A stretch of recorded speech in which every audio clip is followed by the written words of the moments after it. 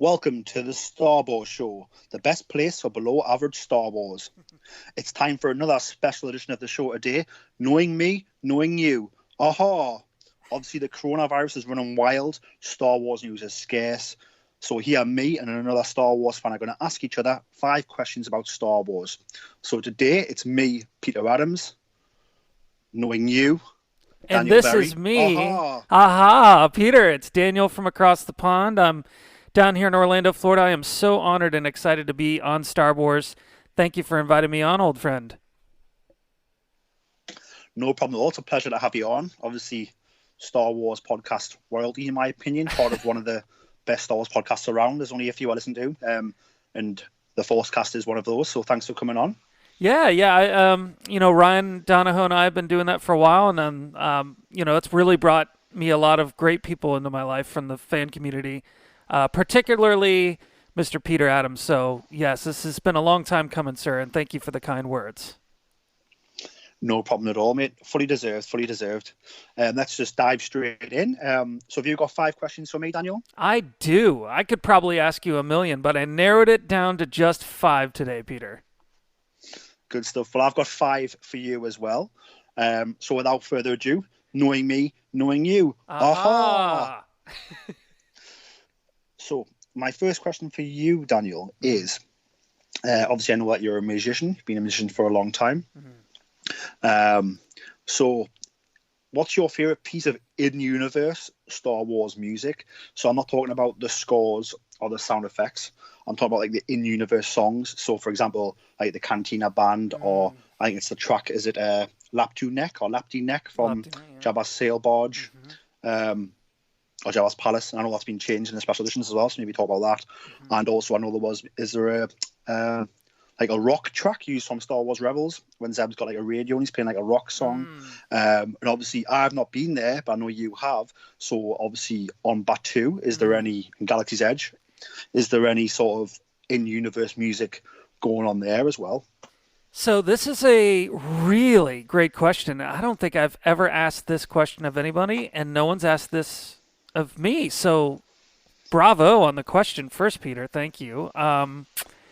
I'm going to cheat here because the track that I'm thinking of is, I feel, both in-universe and score combined, and that is the finale of Return of the Jedi, namely the special edition that came out in 97, 98? 97, I believe. Yeah. When John Williams rescored the finale of that film, he kept a lot of this sort of tribal Ewok music. I think he called it Ewok Celebration.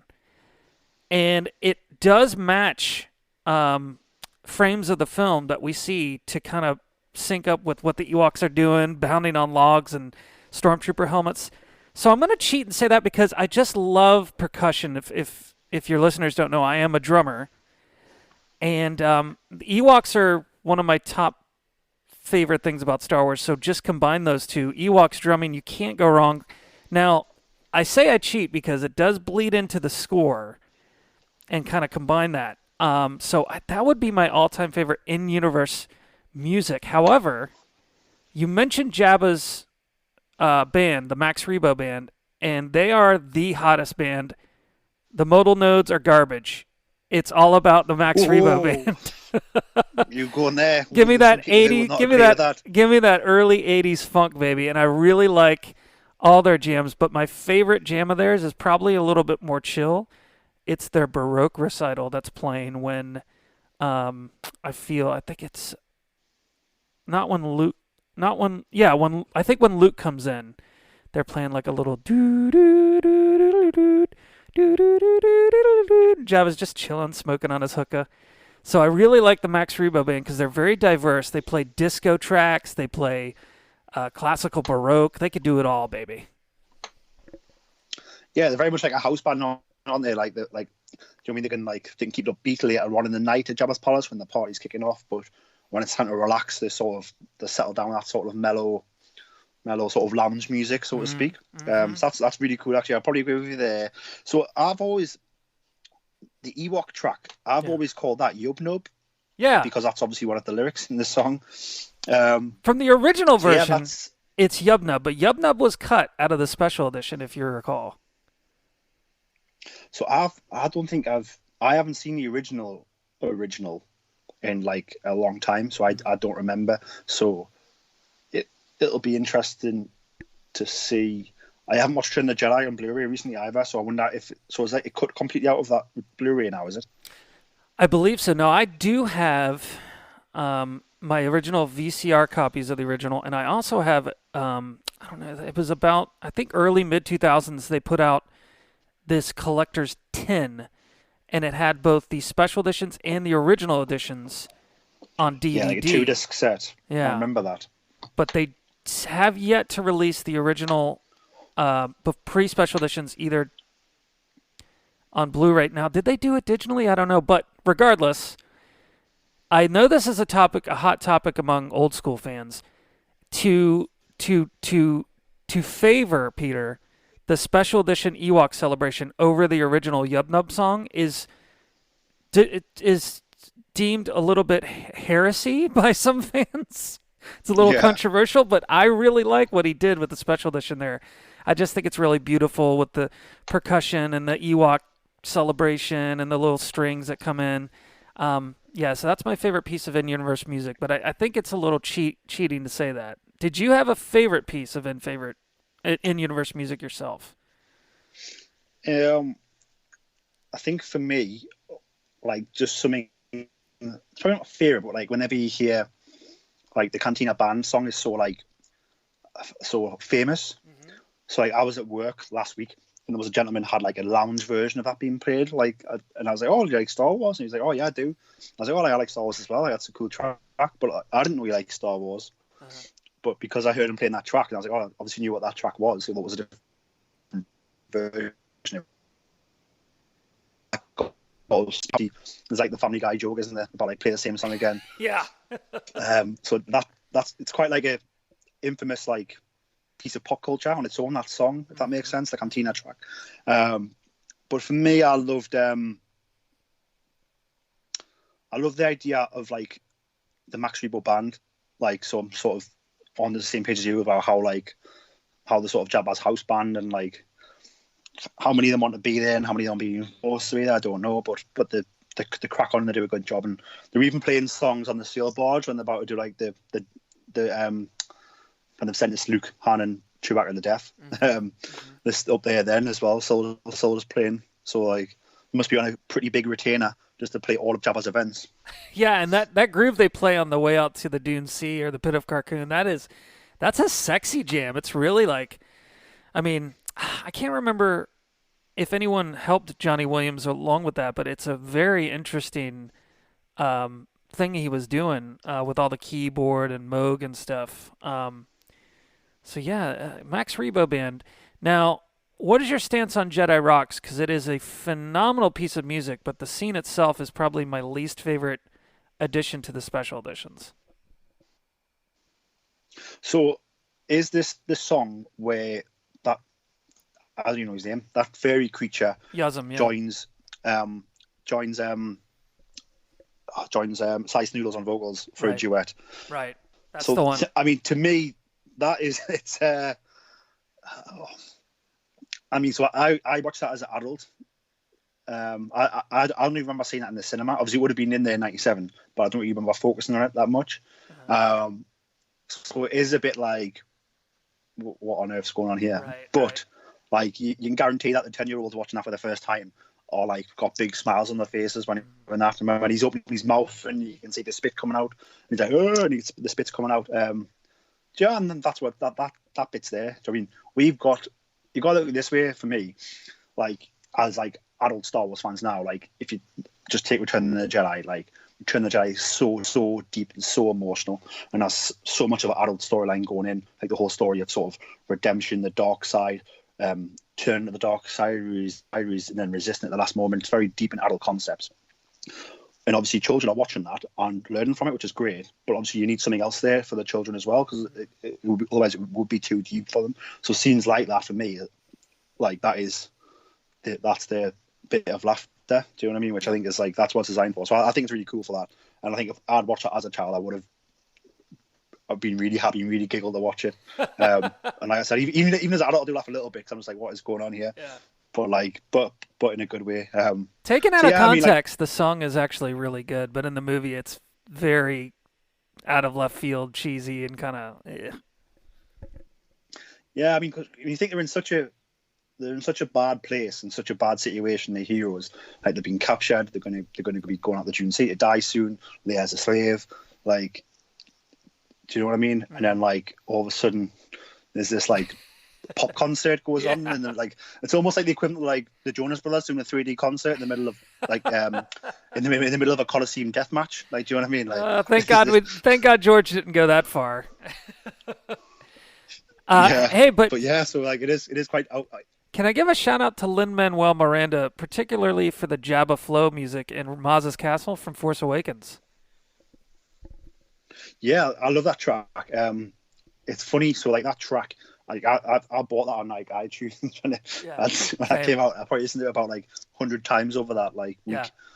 It's groovy, man. It's cool. It's a banger. Yeah. It's really, really cool. And I like how it's like very, like when you watch the footage of it as well being performed by the band, and like it's very stringy, which we haven't really seen before, like in Star Wars, but it's still very Star Wars. Do you know what I mean? It's not. It doesn't look like. It's not Eric Clapton with a guitar playing. Do you know what I mean? It's still very Star Wars, which I sort of really. So yeah, like I think we need more. I would love to see more going forward. Maybe The Mandalorian's a good place where we can get more in-universe music going on in these backgrounds. I mean, like, what's it like on? I've not been, so what's it like on Batuu? Obviously at Galaxy's Edge. It's super cool, actually. The last time the missus and I were there, we sat outside of one of the restaurants. I can't remember which dining place it was. It wasn't the Cantina, but we had some Ronto wraps, and we were just sitting there listening to the piped-in music, and they had like a radio DJ and, you know, little holocast news come in, but the music was like weird, but also like kind of groovy. It really did remind me of something like Jabba Flow. It was very effective. But I will say, all that in-universe music taken away, there is music that John Williams scored for the parks, and it's heard mostly as you're entering and exiting the park, that section of the park, and it's really interesting. It's very sort of vague, but there's hints of things like little motifs from like Leia's theme in there. If you know what to listen for, it's very, very cool. So all the music, but the in-universe music on Batuu at Galaxy's Edge is really effective. It's very cool. And how's DJ RX? I haven't been in the Cantina yet, but I've heard that. Haven't been in yet. No, I know I'm a bad Orlando native, but now we can't go at all. So.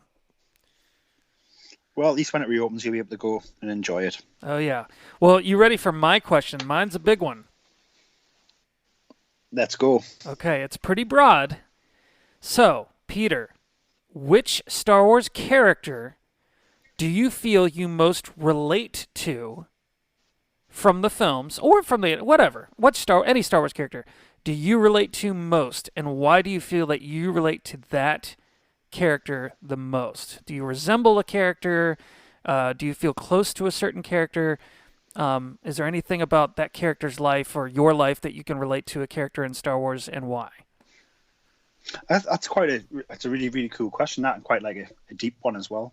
I wouldn't say any one character, but like I can talk about like times when I've seen characters on screen and I've really resonated with them. Mm-hmm. So like, if you take The Last Jedi, for example, obviously seeing Luke Skywalker the way he is, obviously I know like it did cause a bit of a ruckus among some fans, but I mean for me, like I've suffered from like and again I've suffered from like very minor like depression and very minor anxiety, nothing major. I've never been medicated. I've had to go to like counselling sessions and stuff to deal with it, and like luckily I've managed to like deal with it, which is really cool.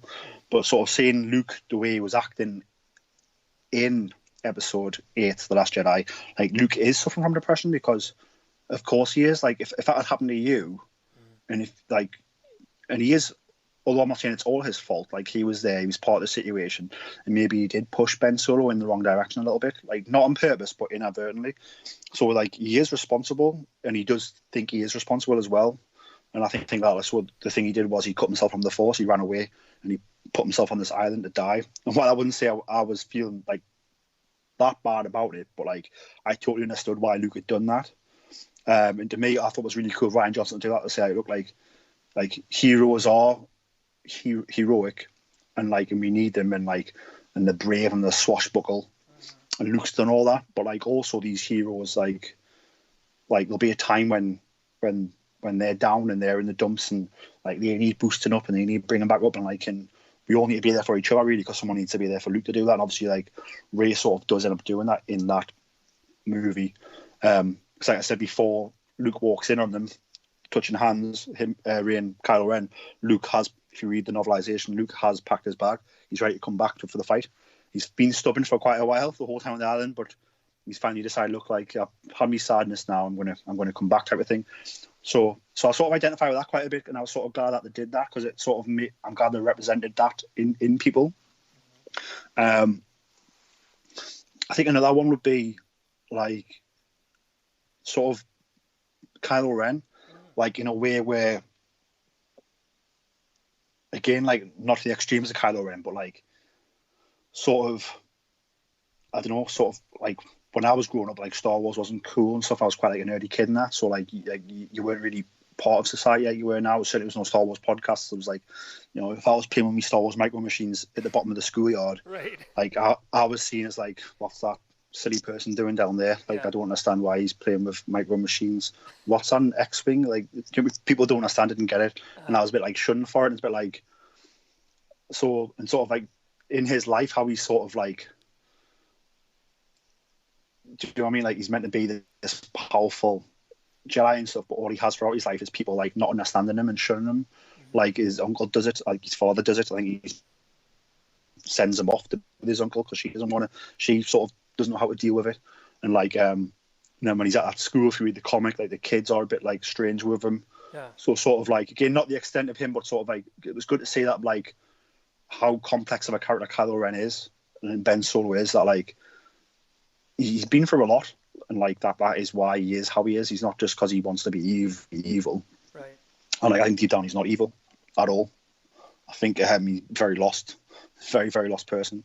So that's two sort of identify with, like, where I can sort of see the motivation, see where they've came from and why they're doing what they're doing. I was never like, oh, like Luke's gone there and he's run away from the fight. I was like, no, I understand why he's done that. And like Ben Solo, like, why has he turned like and joined forces with Snoke? And it's like, well, he probably hasn't just chose that overnight. There's probably been a lot of factors, and it has, with like his family and his friends and his fellow students, and obviously like Snoke was in his ear at the same time as well. Like, so like it's through no fault of his own. It is his own fault because he made those decisions, but like there was a lot of people that play as well, like into that.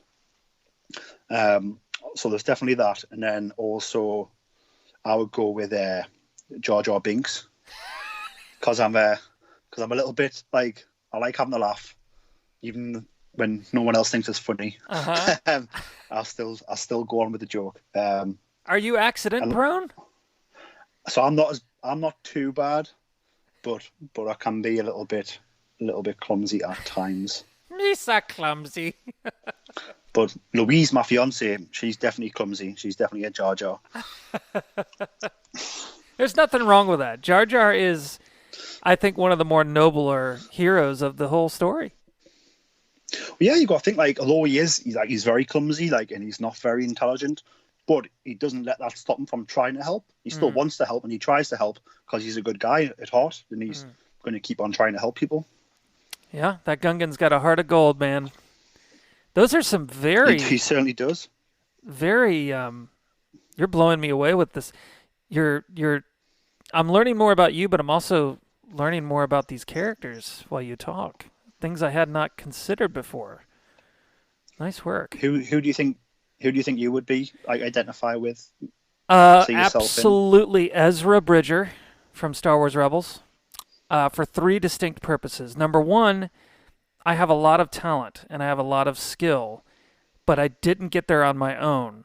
I needed someone or many people in my life to encourage me, motivate me, and guide me, as Kanan and the rest of the crew of the Ghost had for Ezra. Secondly, I am adopted. I never was orphaned, I was adopted right at the time I was born, so I never really knew being alone without a family. But the theme in Rebels of Ezra's story, finding family outside of your blood relation, that's a common theme in Star Wars that I really relate to, especially with Rey and Luke and those kind of characters. But and Han. But Ezra really, that story really resonated with me. And then I would say I had a third reason, but oh, so especially towards the beginning, but all throughout Rebels, you're kind of seeing this story of Star Wars through someone's eyes that it had nothing to do with it and is learning as they go. And I feel like that sort of I identified this Ezra's viewpoint of all these goings on in the galaxy as someone who's learning about Star Wars just as an observer. So I feel like in at least with what we've seen since the Disney purchase, Ezra has been the character for me that much like Ahsoka was during the Clone Wars series, you can really see Star Wars as a whole from an outside perspective through the eyes of that character. So there's three very distinct reasons why I relate to Ezra, but I love that show and I love that story, and Ezra's not honestly, Kanan's probably my favorite character from the show, but Ezra is the one I relate the most to. Yeah, I think like obviously like the first episode of Knowing Me, Knowing You that I did was with Brian Balance. Obviously, we were discussing sort of like perfect Jedi. Obviously, Qui-Gon Jinn's one of those, like in our opinions anyway. But we sort of brought out how Kanan becomes that sort of that selfless act of what he does. Like that's true selflessness, and that is the true Jedi way. So like Kanan is the perfect Jedi. Like he certainly becomes that at the end anyway. Obviously, he has a journey to get there. That you should, if you watch Rebels, you'll see. But Ezra's very much like learns from Kanan, and like, I mean, even if you watch it like after that sacrifice, Ezra doesn't understand it, does he? Until he's in the world between worlds and he sees it happen from a different perspective, the way he can't really pull him out, because if he does, it counteracts what he saved by giving his life. So yeah, I think there's definitely that way. Like Ezra's, and again, that's what Ezra learns there. Like he's learning even in that final, like is that the final two episodes? Yeah. So even there, Ezra's still learning things, and I think that's really cool what you said about how like represents us learning things, because it is. So that's actually really cool. One thing I was going to ask you is, obviously you were talking about obviously found family. How do you feel about sort of the Mandalorian and the child, how they've sort of found each other, and now they're sort of going on these adventures together? And they do, because I've been rewatching it recently, in very subtle, simple storytelling where it's like, I love the episode with the prisoner, where the Mando he's on the New Republic ship, and he's chasing people down there, and then you see the droid is chasing down the child, but the child's hiding, and like he's looking out and hiding, and it's almost like, I don't know, like as if the child knows that the Mandalorian's doing the same thing on the ship, and he's doing the same thing here. And then at the end, when the droid finds him and he closes his eyes, puts his hand to use the Force, and then the Mando shoots the droid from behind, and it's like they seem very in sync and very like found, even though they haven't been together long. I mean, I'm not quite sure how long that season spans, but a few weeks. But they are very much like a team. And like I think that's really cool. Like they've found each other, and like they can't speak to each other, but because of obviously they've saved each other's skins a few times, and there's that trust there, and like they have sort of like found each other and trust each other, which I thought was really like really really cool. Yeah, with all the found family themes that we've seen resonate throughout the entire saga and echo now in the sequel trilogy and all that, they really found a way, Favreau and Filoni and the directors there, to sort of take that in a new, different direction, almost like the Han and Chewie thing, but even more extreme. So yeah, I never really thought of it that way, but you're right. It is following in line with that theme of found family, but it really is a new take on it. And I think that might be my favorite thing about that show is taking familiar themes from Star Wars and sort of doing it in a new style and a new direction. So, yeah, interesting take. I really like that, Peter. Yeah, cool. Like I said, I really enjoy the dynamic of the child in the Mandalorian throughout. I just love how they tell the story without dialogue because obviously the child can't speak, but they do it with like obviously the animators of the puppet and how they shoot the faces and stuff like that. And it's done really really masterful. I think I really get the sense of them being like almost like an uncle and a younger nephew going on like an adventure to the store to like find figures or go and get a burger or something. It's like that type of like, do you know what I mean? Like a crazy uncle who's like, and the nephew who his favorite uncle's the crazy one. Yeah. Like them two go out together. It's very much like that. And like I said, I really dig how they don't actually have that backstory. They've just found each other through chance, and then obviously the Mandalorian had second thoughts and saved him. But I think if you go back to like, I think it's Cara Dune, like is trying to help the Mando, but the child misinterprets it, and then he starts choking her, doesn't he? Yeah, yeah. He's like, no, like you can't hurt him, like he's my buddy. Yeah. But yeah, my next question for you is, what is your favorite piece of music, score wise, from the movies of Star Wars? So I don't know if this will surprise anybody. To give a little background first, Peter mentioned I'm a musician. Well, I've always really understood music, and my mother, going back to the whole Ezra Bridger thing, is the one who really nurtured my passion for music, my interest in music, and actually pushed me into learning music. As early as 6 years old, I started taking piano lessons, but she always was playing music, rock and roll, but also classical, opera, Broadway, film scores, things like that. And I was also fortunate enough to to be born in the early 80s and grow up in a period of music where John Williams themes were everywhere. So one of the greatest Star Wars possessions I ever had, and I unfortunately don't have it anymore, was the complete trilogy score on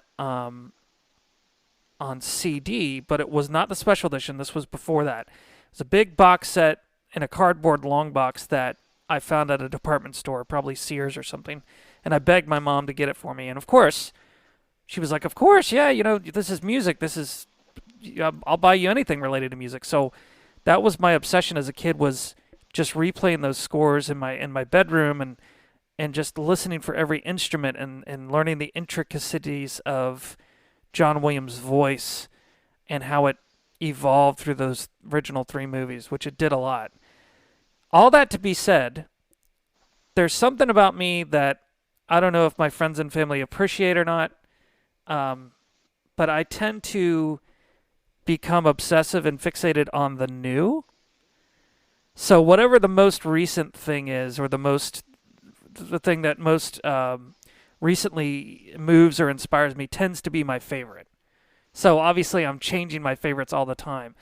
So my current favorite score selection or favorite theme from all of Star Wars, believe it or not, is the main theme from Episode 9, The Rise of Skywalker. For me, it is. So is that Yeah. so? That's the opening track. Not the opening track. It's the theme that kind of follows through the whole movie. Feel like the opening track basically jumps from the main theme straight into like that Kylo Ren stuff, which is like, amazing. I love Kylo's theme, but it's that new theme that's introduced. It's very distinct. It's very hopeful. Let's see if I could find it. But to me, it sort of just encompasses the magical feeling that I get from all fantasy, but it gives us that really beautiful sort of Star Wars uplifting feeling. Here, I can edit this out, but I'm just going to try to pipe it in here. It's hard to hum because it's not embedded in my spirit and my soul like so many of the familiar themes are, but it's very recognizable. It's kind of Harry Potter-ish. Sorry, hold on. Rise of Skywalker theme. So it's got sort of two kind of sections. There's like an intro and then like a main. It's very romantic. But yeah, I always loved the Force theme and Yoda's theme because they were sort of the most hard to kind of hear. This is how the Rise of Skywalker.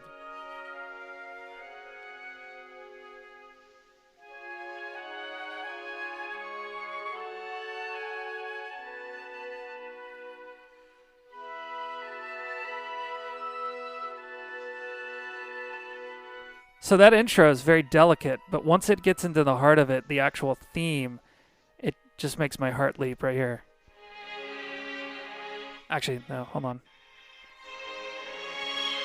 Hold on, it's coming. Oh, there it is. The main melody is so like, oh, it gives me goosebumps. It reminds me of like his best work.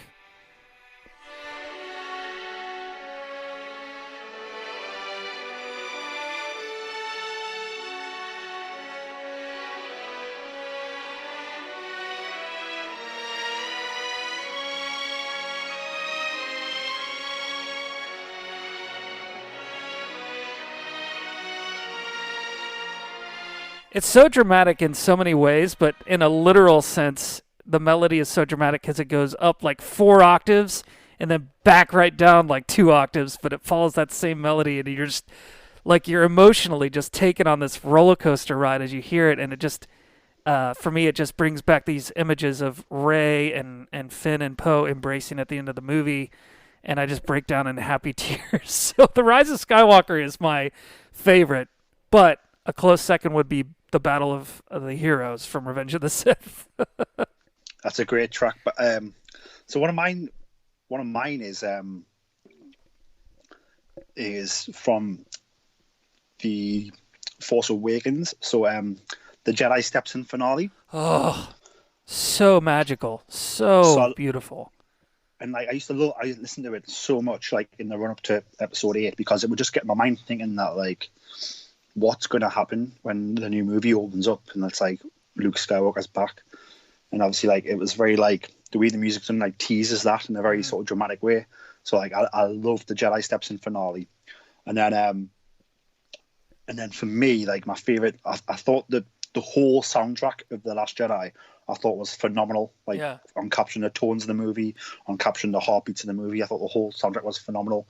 And like I think for me, I could put the Last Jedi soundtrack on from the Spark, which is when Luke's coming out. It's like bom bom bom bom. Oh yeah, dum, it really builds. Yeah, bom bom bom bom, dum dum, and like Luke's walking out slowly, like to face down the entire First Order. So badass. Nothing but a laser sword. As he said at the beginning, I think that for all the way through for me, so that's my favorite ones in the modern era. And I think that like for me, I think you said it yourself, like Yoda's theme and all that, all the Dagobah music was just so mystical, but also like I don't know, like it's quite a strange time because it's quite scary on Dagobah, but also when that music's playing, it becomes very magical as well as being scary. And I think without that score being as magical as it is, then I think the Dagobah scene would play like kids would be more scared than they would need to be, if that makes sense. Obviously because of the trees, the snakes, the creatures. Yoda's very much like, you will be scared. Like, do you know what I mean? He's not exactly being very open. But I think because he got that magical score, especially when he lifts the X-Wing out the swamp.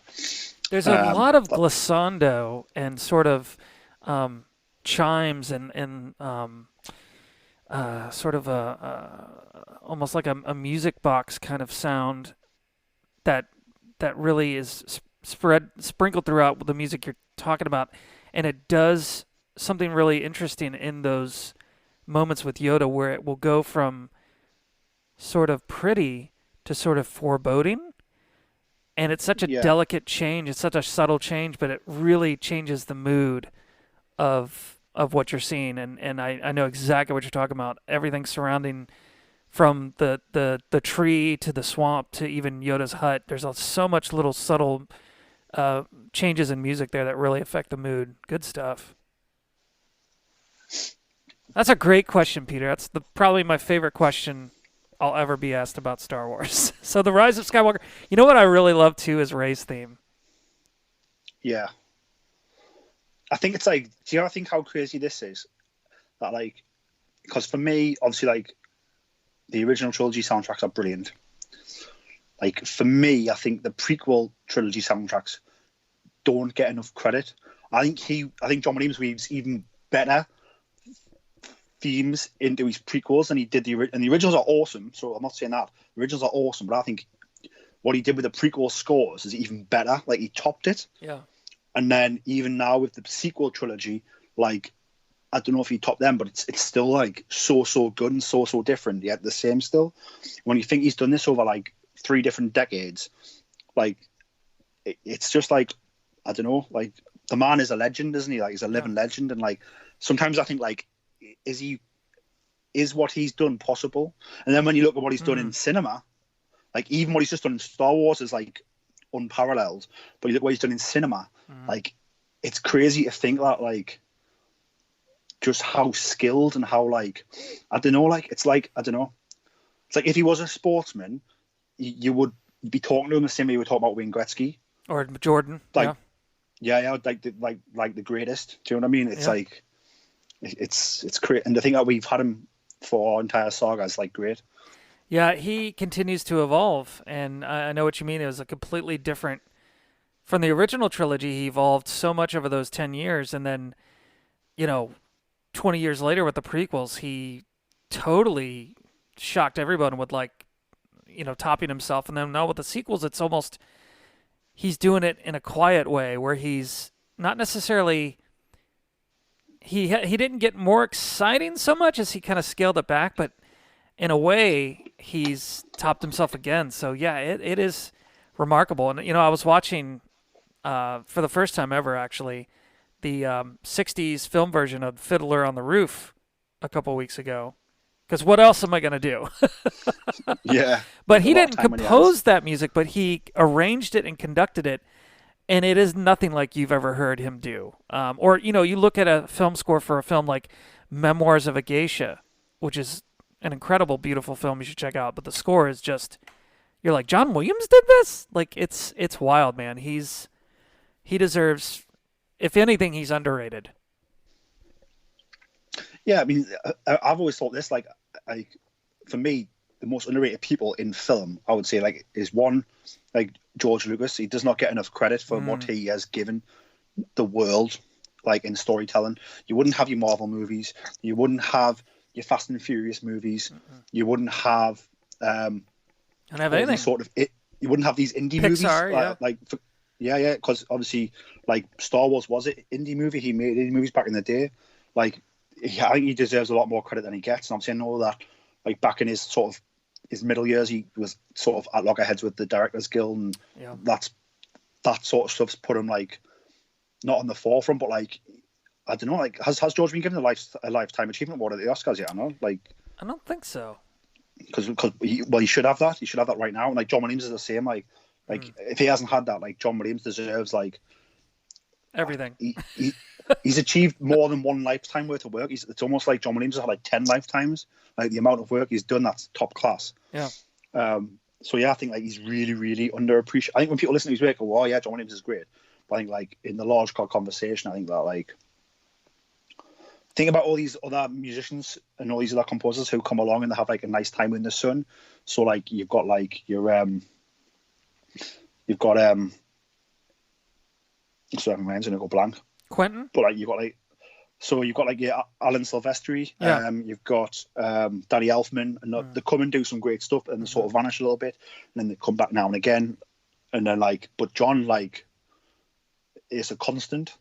Yeah, all those other guys look up to him. Yeah, and like, and then he comes back and like he's done everything from like Raiders, E.T., Harry Potter, like Star Wars.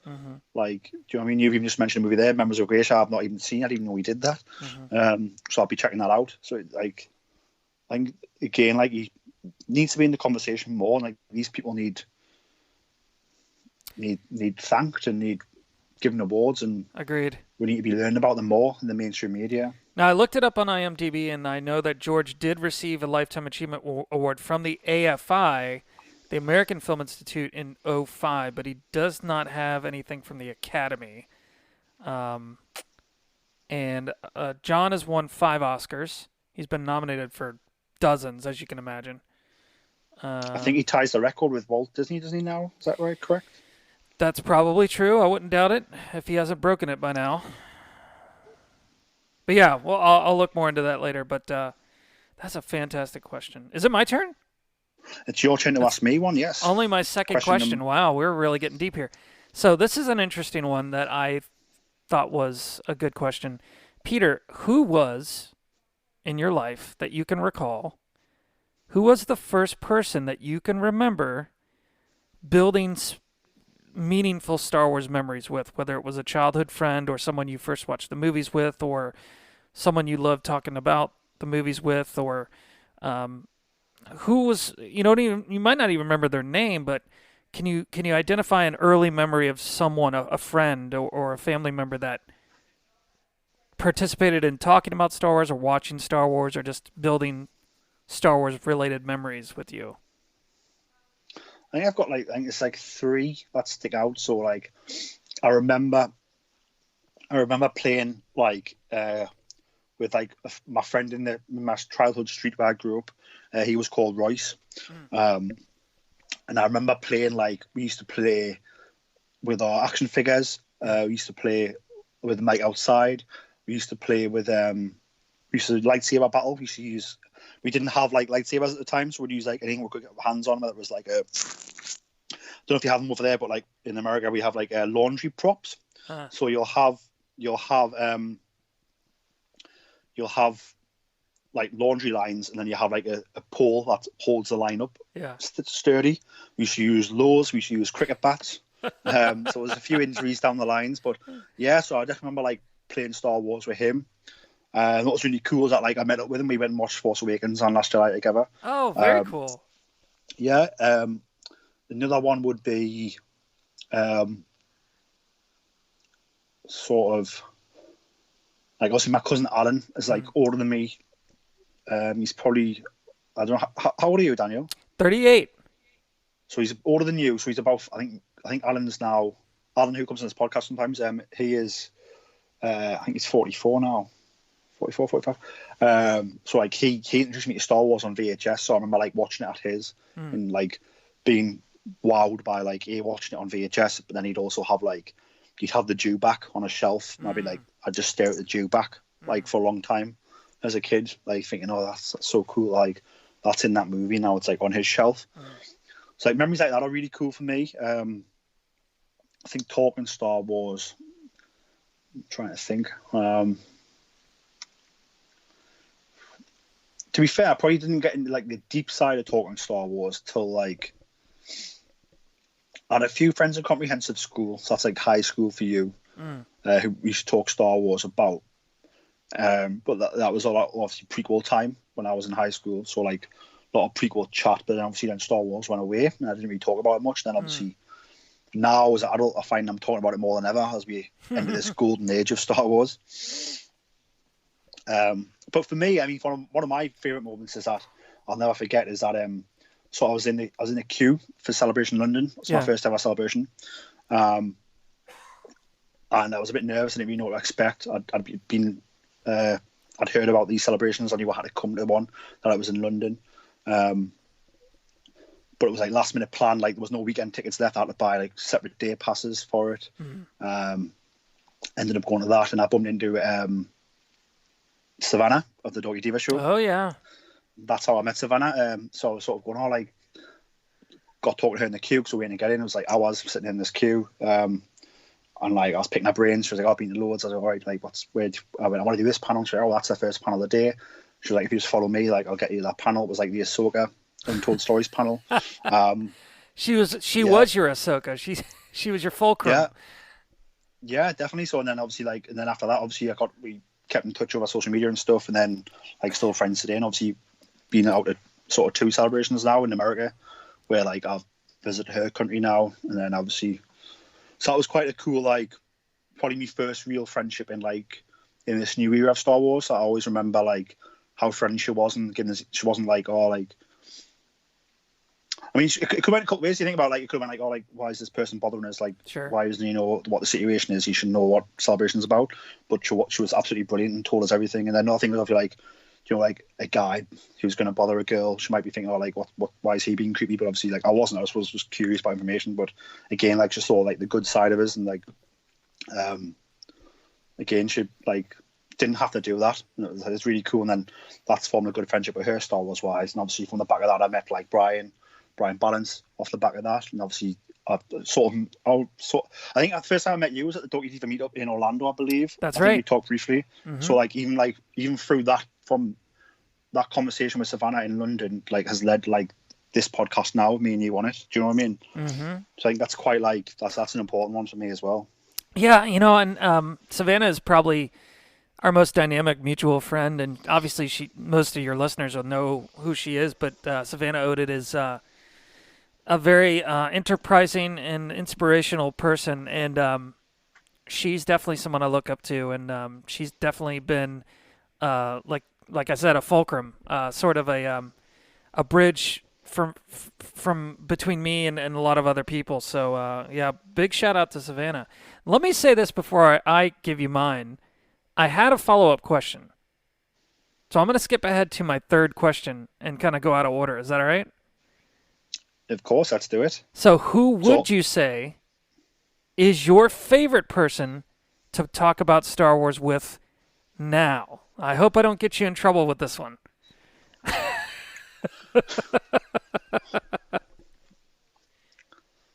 That's a tough one. Mine is Abraham Couch. My buddy Abe, who's been on my show before, but only because he's that guy that I could talk to about Star Wars, and we don't plan on talking about Star Wars. We just end up doing it, and we don't really think about what we're talking about. We just talk about like it's part of our normal everyday conversation. So it just happens. Yeah.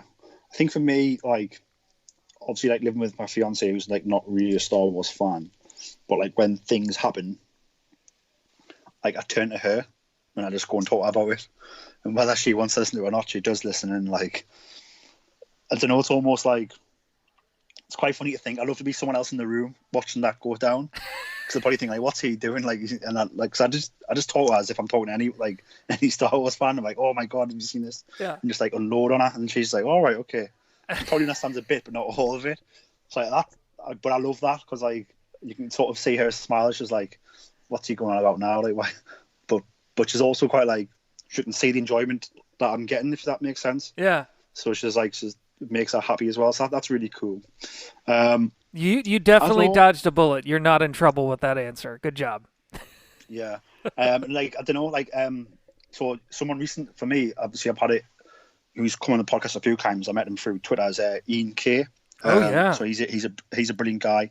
Me and him talk quite a bit about Star Wars. He's been on the podcast a few times, but we're usually on the phone for like an hour before we do the episode, talking about other things about Star Wars. So he's like a recent one who's really cool. It's quite hard because like all my Star Wars friends are like, apart from Ian's based in the UK, but the rest of them are like yourself, Daniel Berry, so you're Daniel Berry, yourself, obviously Brian Balance, Savannah, like, is all like sort of US based. So like, while I can fire a message across sometimes, like I wish I was like there where I could just pick up the phone. Yeah. Do you know what I mean? Like, and it wasn't such a big deal because I think I'd talk to you guys a lot more about it. But that's just a situation with him. But yeah, like I said, first person I turn to, because I cannot not talk about it when something happens. So like I turn to who has around us, and it's usually like my fiancée Louise, and like I said, I just unload on her everything I've just seen. So like I said, we're watching Mandalorian the other night, and I was like, oh look, the child's hiding and the Mandalorian's hiding. They're in different places, and like they're being buddies. And she's like, all right. And I'm like, no, look though, like they generally like put a tag team here. She's like, isn't one a baby though? Well, he's a baby, but he's not a baby. And she's like, what? And I was like, well, no, like they're just a team. They're a team. But so that's probably my favorite thing, really. She humors you. I'm a little different on that front with the wife because she actually does dig it, and she'll offer up very insightful opinions and observations that'll blow my mind. But it's more the same with me too, Peter, because I'll go on and on and on about something, and she'll just look at me and smile and nod and, kind of humor me. But this is actually this recording, this podcast is the best conversation about Star Wars I've had in months, if not longer. So you might actually be my new favorite person to talk Star Wars with. So there you go. I hope so. That's quite a good compliment. Thank you very much. All right, your turn. So my next one is so moving away from the music now. If you could pick any actor or actress to lead a Star Wars live action project, who would you pick and why? So this person wouldn't have been involved in Star Wars before. So I'm of two minds on this. It's a great question, and I already have an answer. Actually, I have two answers. Before The Force Awakens cast was announced and we knew a little bit about that movie, I was holding out hope for a sort of J.J. Abrams picking some of the cast from my favorite live-action drama TV show series, Lost. So I really was excited about the prospect of having Josh Holloway and Evangeline Lilly and maybe Henry Ann Cusick and different actors that are really striking in that show brought over into Star Wars, because at the time I was so obsessed with Lost. I was like, oh my God, JJ's involved. Maybe he'll pick, because he likes to work with a lot of the same people. He's one of those directors. So, not that he directed Lost, but he had a hand in producing it. So maybe he'll pick some of those. So I always thought Josh Holloway would make a really good Dash Rendar type character. Not Dash Rendar, because that character's not great, but that style of character, a little Han Solo-ish. He played Sawyer in Lost. But honestly, after Force Awakens came out, we started hearing rumors about George thinking about making movies about Vader's grandchildren, but younger. I was always very interested to see someone, even George, make a Star Wars story with a cast of children. Now, JJ actually made a movie called Super 8, which is one of my favorite of the last 20 years. And it's a great film. Yeah, the kids in that movie are all so good. Now, they're a little older now, so I don't know if that would work, but that age range of kids, like, 12 to 16, kind of kids that are, the Stranger Things and that kind of crowd. So there's a lot of young child actors right now that are kind of coming up. The young lady that was in the movie with Tiffany Haddish, where she transforms into her younger self. I can't remember her name. And then there's one, McKenna Graceful, I think is her name. She played the young version of Carol Danvers in Captain Marvel. Some really great young actors out there that are really young, that I would love to see kind of a kids movie, not made for kids necessarily, but starring kids, like Super 8 or Stranger Things. That would be really cool, I think. So that's kind of really an evolved answer. Yeah, so sort of like a not a Goonies movie, but a sort of a Goonies type of adventure with like great as grandkids. No, yeah, definitely. That's really cool. Mine would be Viggo Mortensen. Ooh. So for me, I think that like he's absolutely brilliant in Lord of the Rings. And I think what he did after Lord of the Rings with the Cronenberg movies. He needs a bounce back too. He's not popular right now. I think Star Wars would be good for him. Did you see Captain Fantastic? I have not. Oh, watch that film. He's brilliant in that. Absolutely brilliant. Like the guy is like a phenomenal actor. And I think like I don't know what part he would play in Star Wars. But I've always just thought like he's an absolutely brilliant actor. And if you ever watched like the appendices on the Lord of the Rings discs, like the making of documentaries, and it's just like the amount of like work he put in, like offset, the amount of hours he put in, the amount of like the way he would like learn all of Elvish. He'd fully learn how to ride a horse properly, like not just for the scenes he had to get the horse to do. Like his work ethic is like fantastic, like almost like Tom Cruise level work ethic. Probably the same, and I think that's how like I think that sort of passion would be great to see on set, as well as like I said, he is actually like brilliant at his craft as well. Yeah, and he put so much heart, but also so much just grit into that role. You're hard pressed to find a more badass character in all of film, to be honest. My wife Lindsay would really like that pick because she's a big fan of Aragorn. So good selection there, Peter. I like it. No, definitely. Can you still hear me all right? Oh yeah, you're perfect. I can edit whatever out, so you're good. Good, cool. Is it my question or your question? Your question, Martin. I did two. Why don't you do two? Do a second one. Keep it even. Keep it fair. Here we go. So unsung heroes.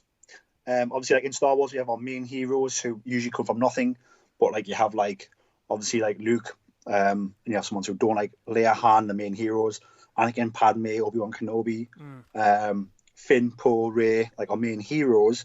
But unsung heroes, so like who's your favorite? So like those who aren't in the limelight, like not the central trio.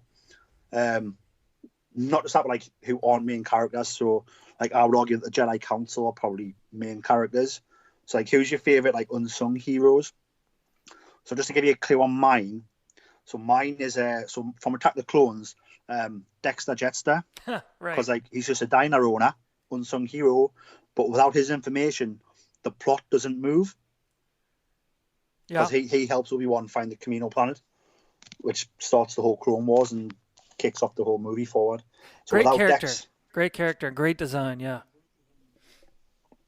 so who's your favorite unsung hero? And Well, why? you could argue that the biggest and most unsung hero of the whole saga is Chewbacca. He just never seems to get the credit and the recognition and the appreciation that you feel it's coming to him in all the films. I mean, there's the whole metal thing and all that, but you just watch the movie and like he loses everything and he's so selfless and so strong and so brave. And it's not like he's overlooked completely. He's one of the main heroes, but the human heroes just seem to get all the credit throughout the whole saga. Maz Kanata's the only one that seems to recognize him at the end. Even when he's mourning the loss of Leia and Han at the end, they're all going to war, and you're kidding me. Like Don Monahan is just like, "Come on, buddy, we need you." Like, like someone give the freaking Wookiee a hug, man. Yeah, it definitely needs a hug. But as far as from the audience perspective, you would say that Chewie's definitely not an unsung hero. I would say, I have to dig deep here. I feel like it'd have to be someone from the prequels. I'll say it. This is just sort of, there's not one specific one, but all of the clones the countless number of clones that laid down their life in duty for the Republic. Now, obviously, this is before Order 66, but even then, they were manipulated beyond their capacity for control. So they're almost sympathetic as stormtroopers can be. But yeah, the clones. I mean, obviously, we get to know a few of them through the Clone Wars, quite many of them. But the bravery and just dedication and loyalty that they display throughout the entire Clone Wars story is crazy. And you could argue they're clones; they're not real humans, but the Jedi would disagree with you. So I'd say the clones. I think after you watch Clone Wars and you see that like they obviously all have nicknames and they have characteristics and they have identities and like you see them in that bar on Coruscant when they have downtime when they're not like out fighting like they are people and like they are individuals.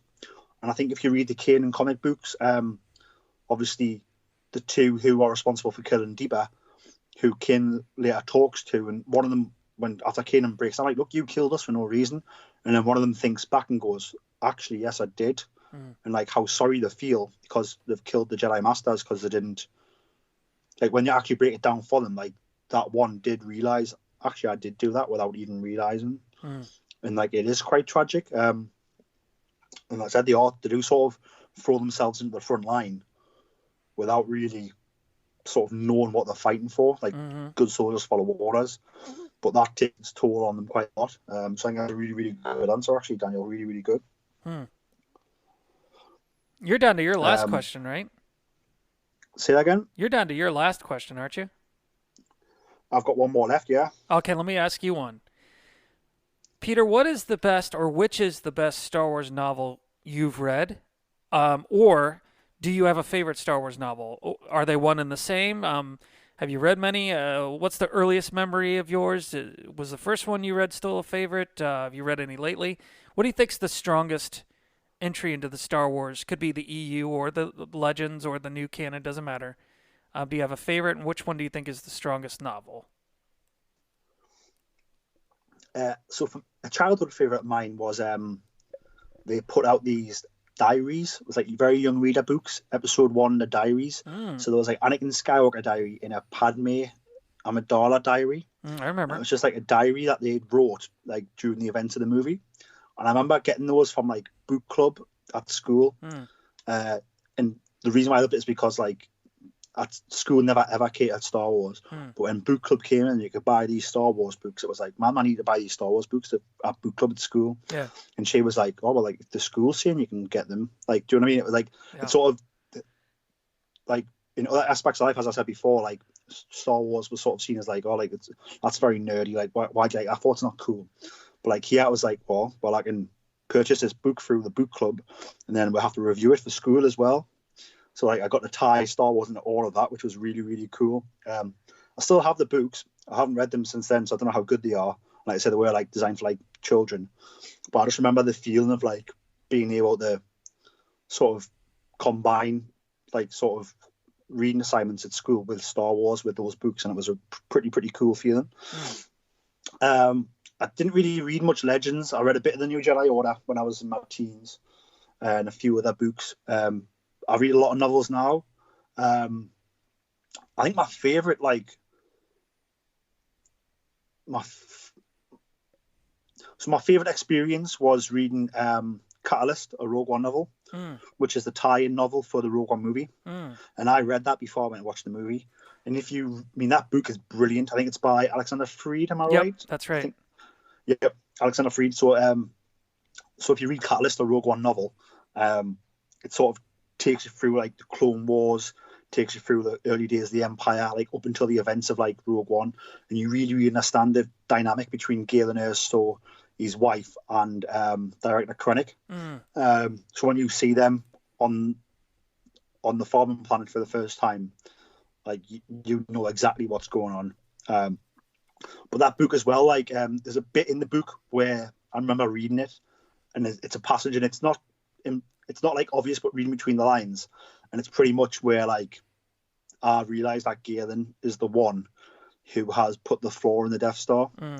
and it's hinted at in this book in this one line. I remember reading that thinking, oh my god, that means what I think that means. That is huge. Like, oh my god, now seeing the movie plays out, he is the one who did that. Yeah. So again, it's absolutely brilliant how like this man who's sort of been like forced to go along and help something he doesn't like is actually the one who, well, guess what? You might think I'm doing that, but I I'm going to help really, engineer I the really need undoing to of read this that. regime. I need to read that book for sure.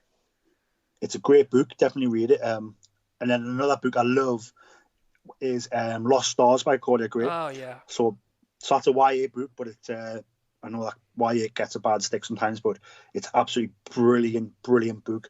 It goes throughout the original trilogy, so there's loads of Easter eggs about the original trilogy. It's a really sort of emotional love story between sort of a rich and poor person coming together, falling in love, doing everything, being best friends together, and then getting torn apart and being on separate sides for a long time, and then finally coming back together again. Like all throughout events of the original trilogy going on in the background. So it's like really full of awesome Easter eggs as these events go on. So you know these events. And it also ties into the Jakku, because the Jakku events at the end. So for me, yeah, I'd say. So yeah, I'd say my favorite books are actually from the new canon. So I'd say like Catalyst, the Rogue One novel by Alexander Freed, and then like Claudia Gray absolutely smashed Lost Stars like out the ballpark for like 20 home runs in one go. Mm-hmm. Absolutely brilliant piece of work. Mm. I agree with you completely. Lost Stars is completely unique on its own. There's nothing like it that any Star Wars authors have done before or since, and it's probably the strongest. No, it's definitely the strongest novel I've read in the new era of canon. Obviously, it's one of my favorites, but for me, There's so many favorites, particularly from the old EU, because that was really a big part of my childhood. And I've got all my novels sitting right here on the bookshelf.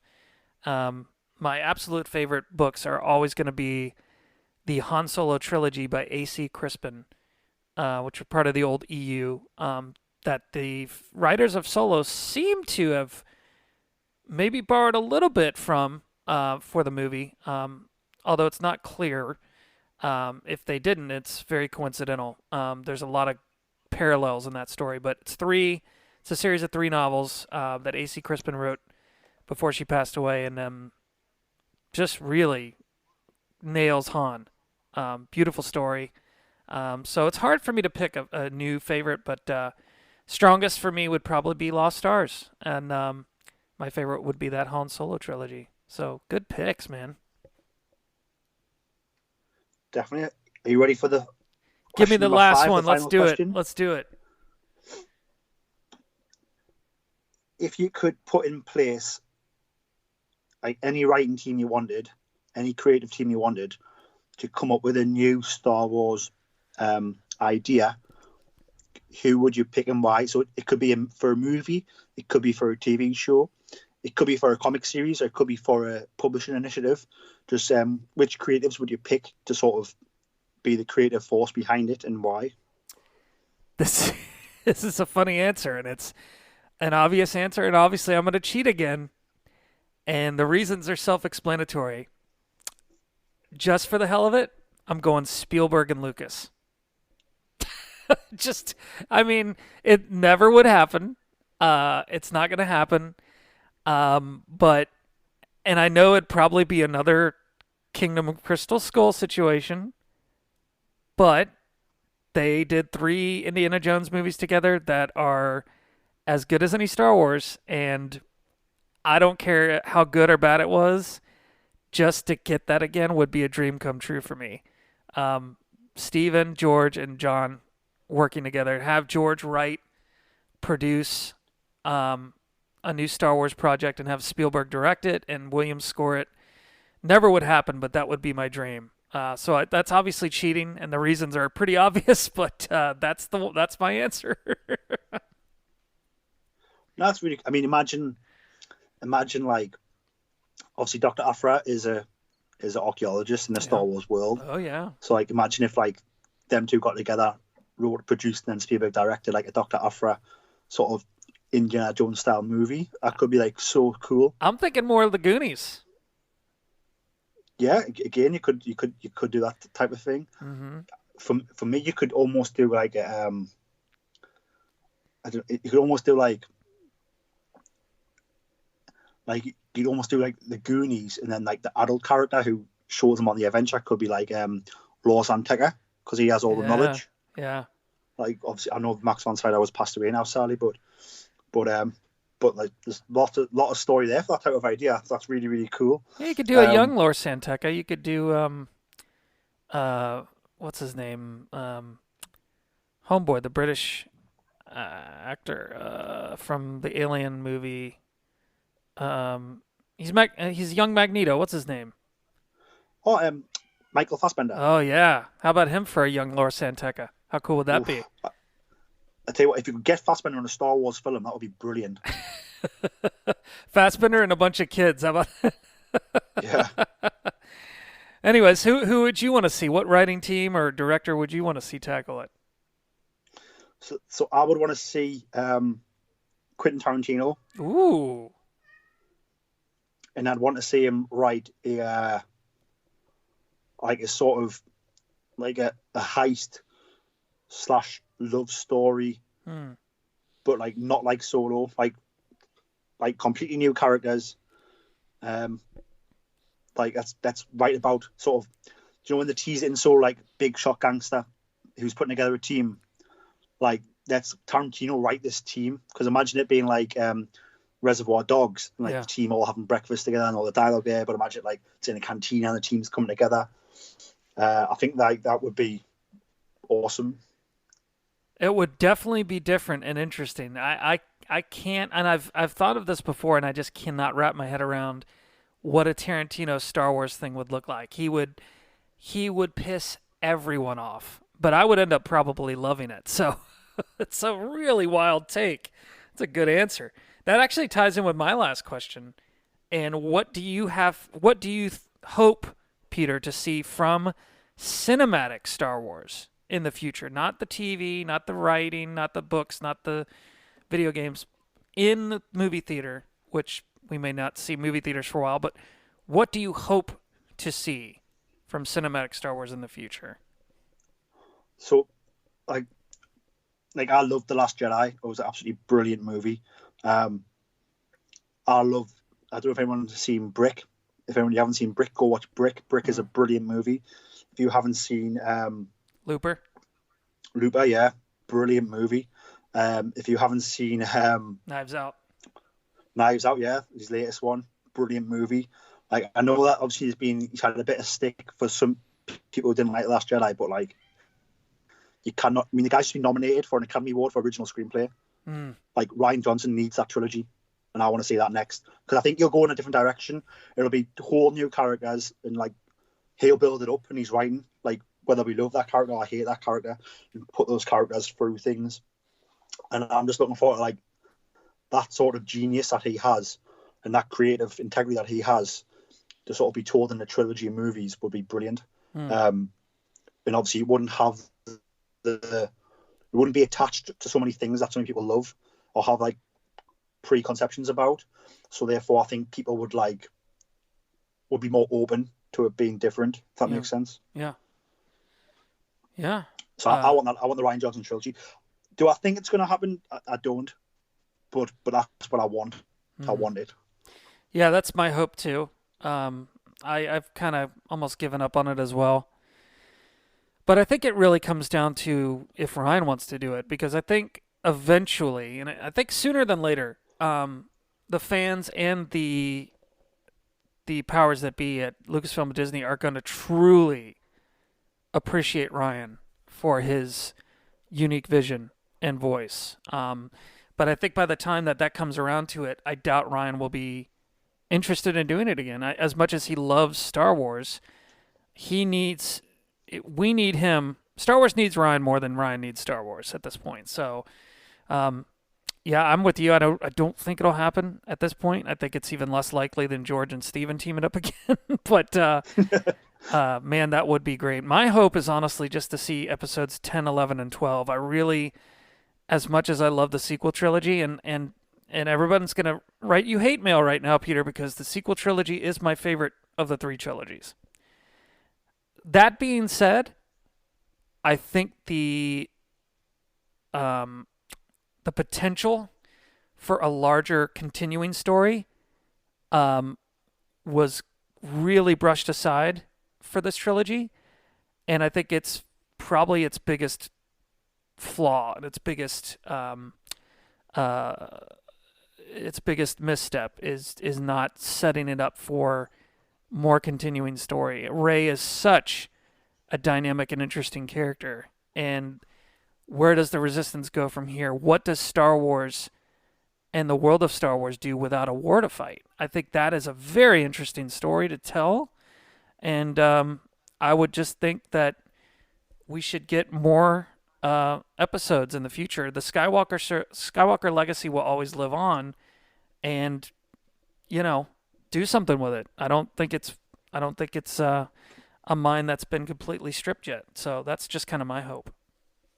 Yeah, I think obviously they've given Rey the Skywalker name now. So whether you like that or not, that has happened. So for me, if they're giving her the name, then let's use it. Let's send her on Skywalker adventures. She's a Skywalker. So they've made her a Skywalker. So then let's pay it off to the people. Let's go back and do more adventures with Rey Skywalker, because guess what? You've given her the name. So don't let her just vanish into storytelling black hole now. Now you could really send her on a mission of finding these Jedi artifacts, finding old Jedi temples. Sort of give her the story that we didn't get with Luke, because obviously George went back and made prequels rather than sequels at the time. Do you know what I mean? We can get that now. We can get sort of that after the enemy's defeated. Obviously, we've had hints of what Luke did in the comics and in the games, but not full movies. So you could totally go and tell that story of Rey Skywalker going out there into the galaxy and finding what she what her purpose is. Because really, her purpose was to sort of destroy the Sith, finish Luke's task, which is what she said, and she's done that now. So now, like, what's her true purpose? Because she's only like early 20s, she's got a lot of life left to live, and a lot of good still to do. So I think, and the most beautiful lightsaber ever constructed. Well, yeah, do you know what I mean, we've only seen that briefly. Yeah. So give us more of that. Like, there's so many cool ideas that, like, I don't know. I felt like a sort of Rise of Skywalker sort of finished up like the past story of the original trilogy. If that makes sense. So therefore, there's still like so much more story to tell. Like, sort of like, what does Poe Dameron do next? What does Finn do next? What does Rose do next? Obviously, like, Leia's gone, so Han's gone, Luke's gone. So like now, there's no one to live up to. So now these characters have to step up, and they have to be the full-on hero now. I think that's a really cool concept. I think, like, and if you want to do another trilogy, do it as another trilogy. I think that would be brilliant. Like, you know, there are little the seeds also, Peter, that JJ did plant in the Rise of Skywalker. That, and this is my point exactly. Why stop? Because there's so many little seeds planted. Finn being Force sensitive. There's a great dynamic between the three of them, mainly between Poe and Rey, in which he feels instead of off doing Jedi things, she should be helping them as the Resistance build a stronger future. If she goes off and does her Indiana Jones thing, by the way, I'd love to hear Daisy Ridley say this belongs in a museum. And Poe trying to build a new republic and follow in Leia's footsteps, there could be conflict between the two of them. Like, I need you here helping me. And she could be like, well, this is important for the legacy of the Jedi. And, like, Poe having to take a bureaucratic sort of political stance and her being the ideologist. And, there's a lot of, like, stuff that could happen. And, like, in her quest, she could discover something like the Yuuzhan Vong or some kind of virus or, some kind of threat that doesn't necessarily demand a full-scale war. But, yeah, there's so much potential for story there that I feel like was hinted at in the Rise of Skywalker, that it's just like, okay, that's it. Like, I want more of this. So, yeah, let's call for that. Don't waste your time trying to canonize the old EU. Let's look ahead. Let's get more stories. Yeah, I mean, for me, we are in the golden age of Star Wars. Look at how many novels we get, how many comics we get, the amount of movies we've had, TV shows now. Like, there's no reason why we kind of just forge ahead and just get more and more stories. And like I said, where we can take things from the old EU, but also let's come up with new ideas. Like, I mean, there's so many creative people out there. Like Ryan Johnson, one of them, just came in and did a great job. Like, look at Dave Filoni, like, learned under George. He's now took the step into live action. Like, who's to say he doesn't want a movie down the line? Other directors who I bet would love to do a movie. I bet Guillermo del Toro would love a Star Wars film. Yes. Please. I don't know what that would look like, but it would be certainly different and new. Yeah, I'm up for that. Give me it. A lot of aliens. Like, yeah, like, do you know what I mean? Like, there's so much potential of what could happen that I think that, like, I really hope they go with it. I hope they don't slow down. I don't mind them slowing down, like, initially now, like, take a few years to sort of sort yourself out. What is the plan? Get the people in place, interview the people you need, get the vision, then move forward. But, like, I hope they're doing that now, and then hopefully, like, I mean, is it 2022 the next movie scheduled? That was the rumor. Now everything seems to be up in the air, but who knows? Well, I guess. So, like, then from there, like, just kick on and just keep on giving them content, because, like, the people want it. Like, and at the end of the day, like, Disney Plus needs content, so they need to keep making Star Wars content for that.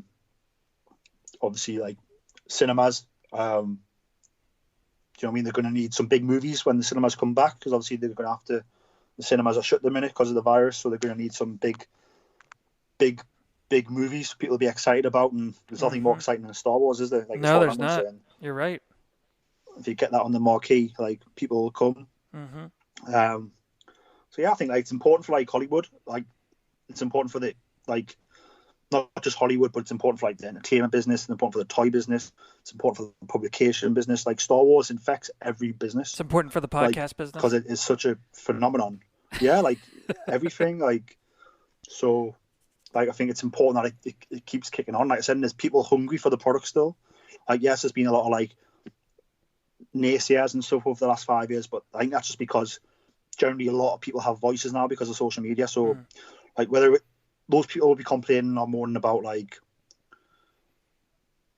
do you know what I mean? If they watch the UFC, they'll be doing the same there. Do you know what I mean? If they do the same with basketball, do you know what I mean? Right. So I think I wouldn't read into that. I would say is that these people are talking about this thing.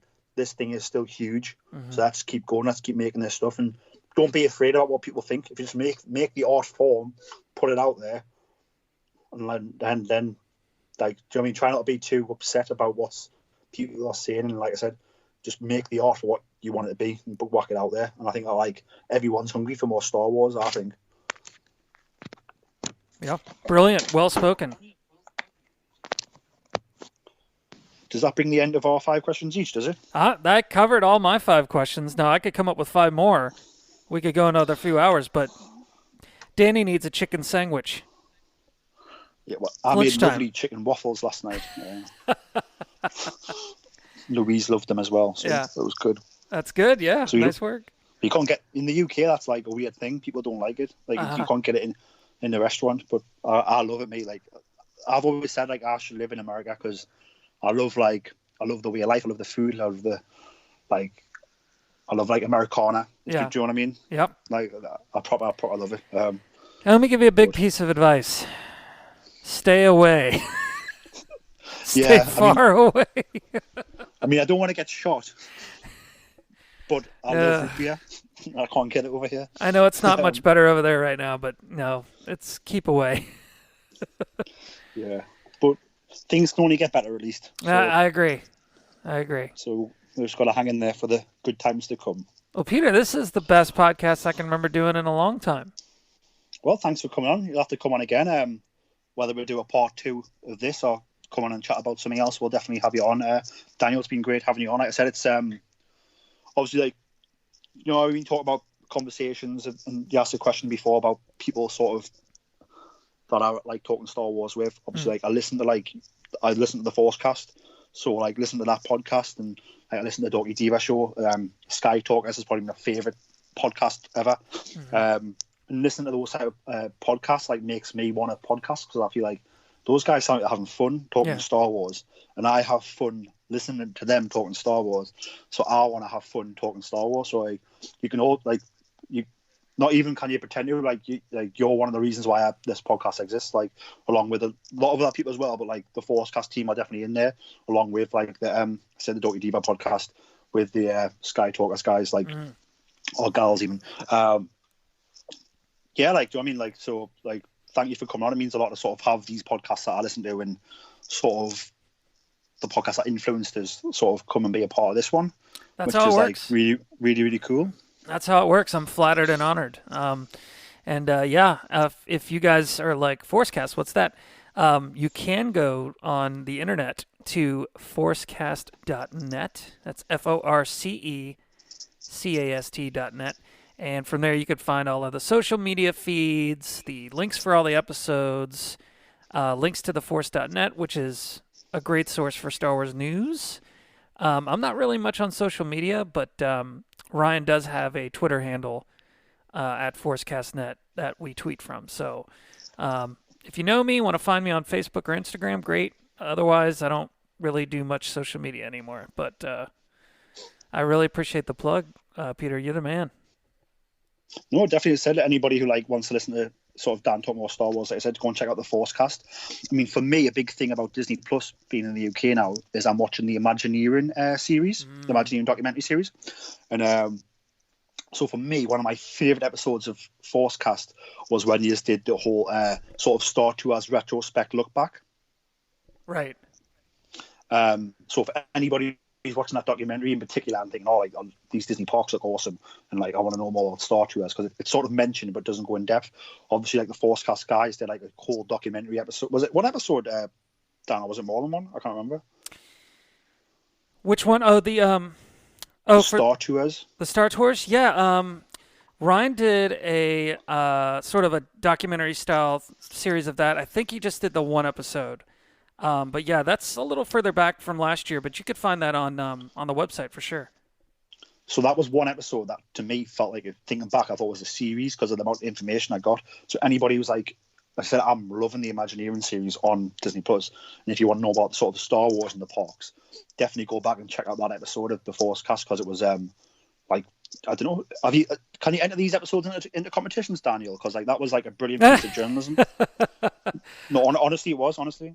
No, it's there. I'll see if I can encourage Ryan to do a little bit more with it. Maybe we'll put it up on YouTube or something. But yeah, he did a really good job. He worked really hard on that for a while. So yeah, definitely check that out if you've got the time. You're interested. It's very interesting. Yeah, definitely. Obviously, you guys are you back doing weekly shows now? Yeah. This week I think Ryan might take the week off, but we're working on getting a few different people on. And just keeping a weekly show going because it's been a strange dynamic year for both Ryan and I so far. So we've had a lot of schedule changes and career changes and things like that. But we should be back on track. So you should be getting one this Friday. That would be Friday the 24th of April. So yeah, we put one up last week, previous week, and then this week, 25th of April as well. So yeah, look for that. iTunes, Stitcher Radio, Google Play, all that stuff. And just to give the listeners a sort of idea of just how sort of good quality the Forcecast is, can you just give us a list of like your top 5 guests you've had on? Oh, okay. Had Greg Grunberg on a few times. Yeah, Greg Grunberg is a big one, and a favorite. I would say Freddie Prinze Jr. and Taylor Gray have been really big repeat guests for us for many years, actually. James Arnold Taylor has been a really positive voice. In fact, most of the Clone Wars and some of the Rebels cast have given us some of their time. A big one for me was Kevin Kiner, the composer for both Rebels and the Clone Wars. And then I'd say another favorite of ours was Claudia Gray, the author of course, of Lost Stars, which we discussed. There's been a lot more, but yeah, those would probably be some of the favorites. Now, the biggest one by far for us was Frank Oz.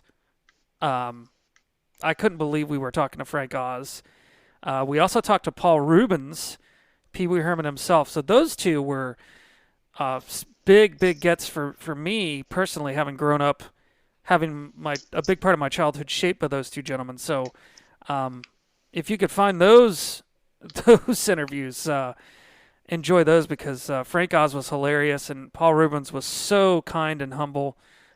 Those two were just phenomenal. So yeah, great big names.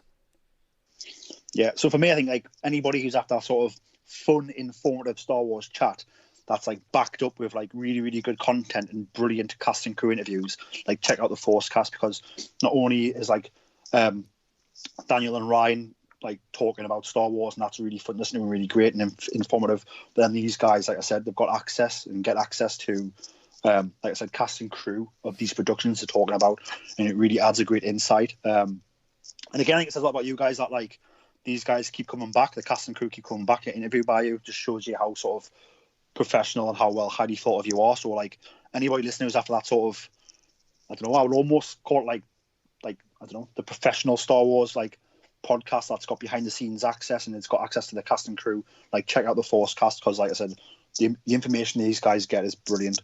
And it's a lot more than just, obviously it's opinions, which is great, and obviously these guys are really good guys. You get good opinions, but like I said, they back it up with like some absolutely brilliant cast and crew interviews. And like I said, some of these documentary series they've done, in particular the Star Tours one, was just filled with so much information. I felt like I was watching a documentary. Thank you, sir. Very kind words. I appreciate that. You're probably going to be the biggest name in Star Wars podcasting here, Peter, so I'm honored to be here at the relative start of that journey. Star Wars is going strong for a little while now, and keep at it, man. It's sounding good, it's looking good, it's feeling good, so I'm excited. Yeah, definitely. Thanks for joining us, Daniel. Like I said, you'll have to come back on sometime in the future. It's been a great chatting to you. Oh, absolutely. May the force be with you, my friend. Yes, Ahsoka lives. Do it for Jeddah. For Jeddah! Please follow us on Twitter at BoresStar. That's at BORESSTAR. And on Instagram and Facebook at Star Wars Podcast.